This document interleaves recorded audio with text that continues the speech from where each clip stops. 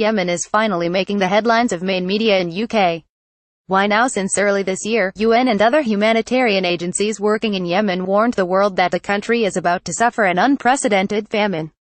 Earlier this was discussed alongside the expected famines in Africa. In recent months little has been heard about any of them while the situation continued to deteriorate. At the outset, readers need to remember that the UN's 2017 Humanitarian Response Plan only intends to reach 7 million people with its emergency assistance, although it estimates that 21 million are in need. It is only hoping to reach one-third of people needing help.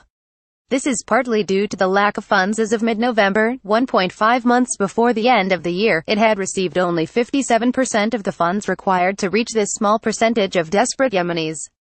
When looking at UN and other humanitarian achievements, it is important to remember how many of the millions of Yemenis are not even targeted by assistance from the international community as a whole, which means us as northern taxpayers. Among others, military failure leads to humanitarian war, with the exception of coalition forces taking control of Mocha port in the southern part of the Red Sea earlier this year. Military stalemate prevails since September 2015. Throughout the period there has been limited ground fighting between the Saleh rebels and the Saad coalition, whose ground forces include the Yemeni official army, various Salafi, Islahi and other militias variously supported by Sudanese and Emirati troops. Daily airstrikes by the Saad coalition get occasional publicity and have destroyed much infrastructure, including thousands of schools and medical facilities. They also regularly wound and kill civilians, in mistakes despite the targeting assistance the coalition gets from the US and UK, as well as US in-air refueling of its fighter aircrafts, an intervention without which it would be unable to carry out the majority of airstrikes. Other less discussed military interventions are the frequent incursions of the Saleh forces in the Saudi provinces of Najran, Jizan and Asir, which have killed and wounded hundreds of Saudi Arabian soldiers in the 32 months since the war started. More spoken about are the occasional modified Scud missiles they launch against various Saudi locations, a few of which reach their destination. The latest of these, on the 4th of November, was brought down over Riyadh's international airport. It took place, most probably coincidentally, on the day Crown Prince Mohammed bin Salman's MBS implemented the latest stage in his takeover of all power. Some might call it a slow coup in Saudi Arabia. The missile gave the Saudi regime another excuse to blame Iran as the real enemy in Yemen. Well, in reality this war is first and foremost one between Yemeni factions for political control. Saudi discourse has shifted from the early days in 2015, when the objective was expressly stated to be the reinstatement of President Hadi to power in Sana'a. Nowadays, Saudi discourse focuses on the claim that the war aim is to prevent an Iranian takeover of Yemen, describing the Houthi movement as nothing more than an Iranian proxy, denying its nature as an autonomous movement. This distortion of the real nature of the conflict only serves to extend the war and worsen suffering. Faced with a military stalemate, the Saad coalition has adopted alternative strategies. Expansion of the airstrikes on a Syrian model is not an option, largely thanks to pressure from its Western allies, mainly the US and UK, which are under pressure in their legislatures and public opinions about their contributing role to the disastrous situation in Yemen. So the tactic it has chosen is one which has failed everywhere it has been tried, namely to make living conditions for the population as unbearable as possible, in the hope that this would turn people against their rulers. In Yemen this has taken the form of the blockade preventing basic necessities from reaching the people. The blockade prevents basic supplies from reaching the people. Since early 2015, the Saad coalition has enforced a blockade on Yemen's main ports under the control of the Houthi alliance, Hodeidah and Salif. They supply the areas where 71% of the people in need live and 82% of cholera cases are found. Despite being a rural and agricultural nation, under normal conditions, Yemen imports about 80% of its staples, most of which arrive through Hodeidah port, which was equipped with the necessary infrastructure, cranes to unload the ships, and storage facilities, and is closest to the areas of highest population density.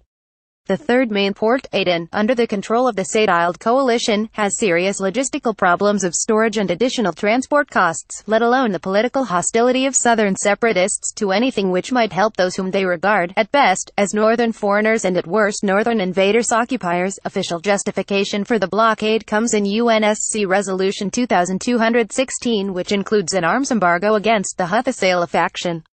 In practice this has been an excuse to prevent the delivery of essential necessities, food and fuel.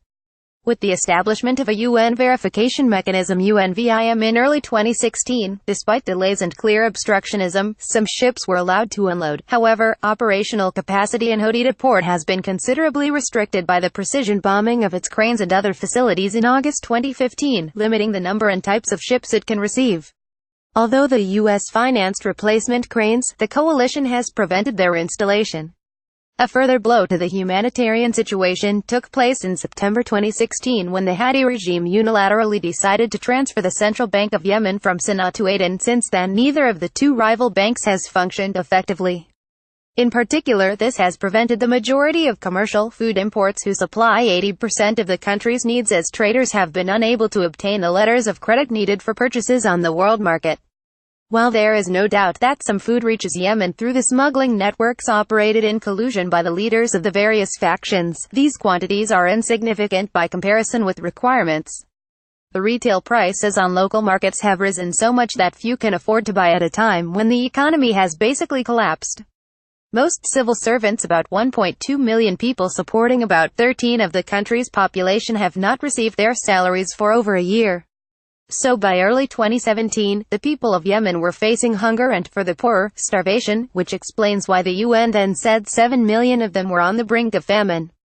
By the middle of this year, Yemen has achieved two tragic world records: the world's worst humanitarian disaster and the world's worst recorded cholera outbreak. As senior UN officials keep repeating, this is a man-made disaster, and it is primarily due to the blockade. Just as food has been prevented from arriving, medical supplies are also affected. Despite their lack of salaries, many medical staff continue to work and do their very best in the desperate conditions of the remaining 45% medical facilities, which operate to whatever limited extent they are able in the absence of fuel for generators, public electricity, medical supplies and medicines. By the middle of this year, Yemen has achieved two tragic world records: the world's worst humanitarian disaster and the world's worst recorded cholera outbreak. While both the Houthi Alliance and the Saad Coalition share responsibility for this catastrophe, the latter has a far greater responsibility, given that both the constraints on commercial imports due to the CBY moves and the blockade of the main ports are of its doing. Despite having achieved these stunning and shocking records, the coalition has failed in its stated aim, and President Hadi is ensconced in Riyadh while the Houthis rule in Sana'a. Casualties: the UN's figures for war-related casualties have remained static for well over a year, clearly not reflecting reality. Its Human Rights Office only recorded 13,504 civilian casualties between March 2015 and June 2017, 4,971 dead, 8,533 injured.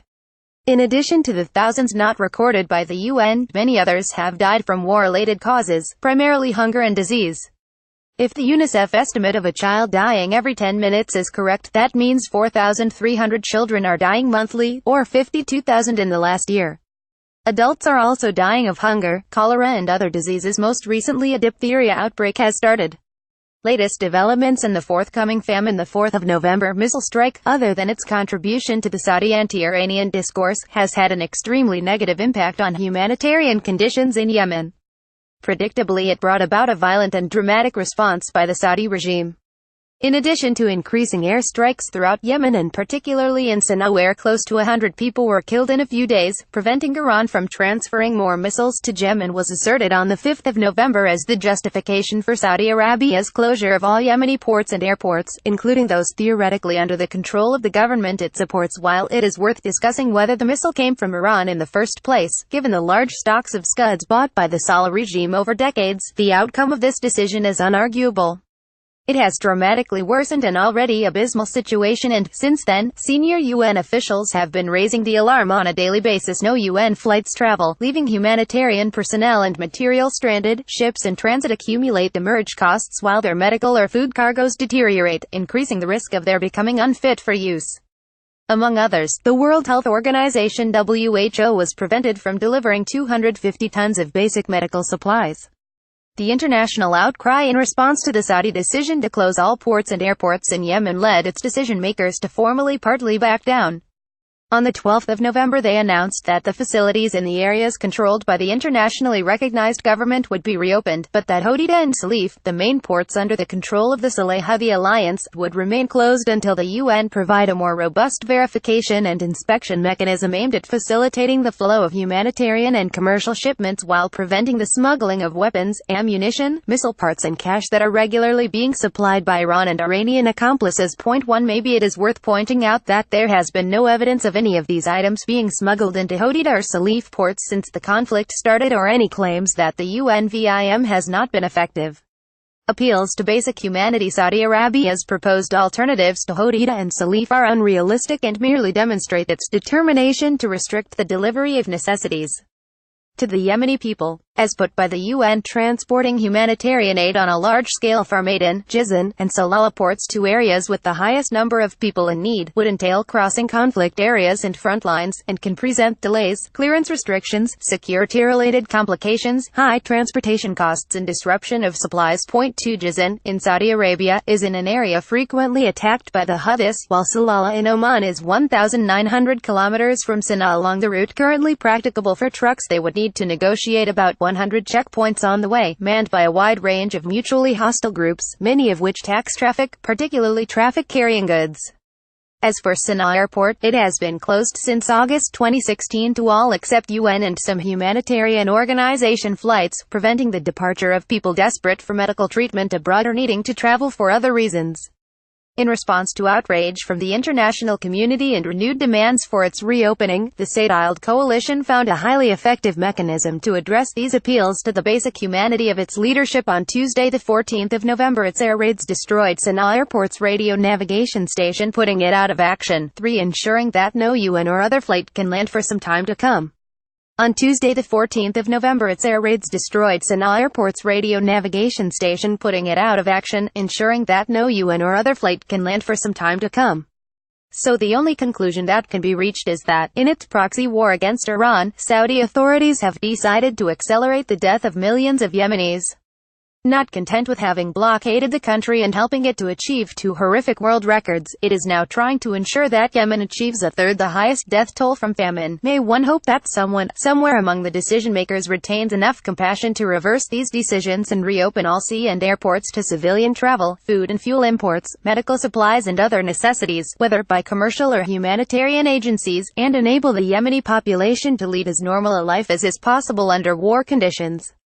The vast, not to say overwhelming, majority of Yemenis just want to live and would be only too happy to be rid of all the so-called leaders who have shown so little consideration for their lives, let alone welfare. In recent years, one letter from the Permanent Mission of the Kingdom of Saudi Arabia to the United Nations, New York, the 12th of November 2017, 2, UNOCA statement on the 13th of November 2017 ensuring Yemen's lifeline, the criticality of all Yemeni ports. 3. Reuters, the 14th of November 2017, https www.reuters.com article. Use Yemen security airports. Adelaide coalition air raid puts Yemen's Sana'a airport out. Service agency Duskban 1-27. Why?